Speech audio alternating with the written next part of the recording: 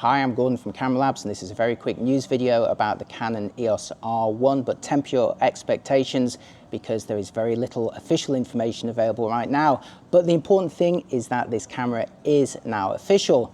Now, you may have assumed that it always was official. You know, after all, the #1 has been reserved in their product lineup for their flagship body, and since there is currently no R1 in the mirrorless lineup, we all assumed that there would be one, and now there is. It just wasn't official until mid-May 2024.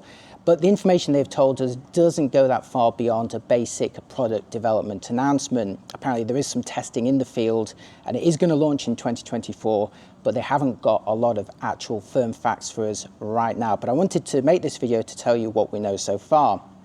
So they've told us that it will have dramatically improved stills and video performance, and that's down to it having a new sensor and a new image processor called the Digic Accelerator, and that is in addition to the existing Digic X.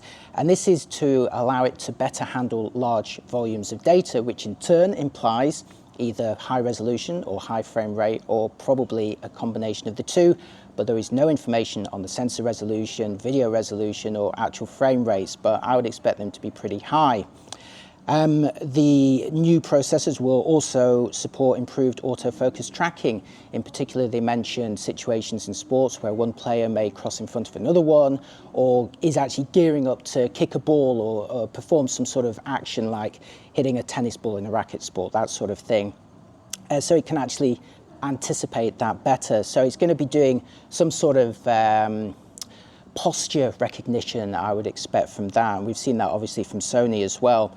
There's also noise reduction that has been inherited from their PC software. So instead of having to apply that in post, it can now be applied in camera. But beyond that, and saying that it's designed to obviously suit the expectations in terms of durability and speed that professional sports and action photographers demand, that's about all we know so far. Well, that and the fact that it will also apparently be available sometime during 2024. Whether we'll see many of them in an official capacity at the Olympics or other big sporting events this year, who knows?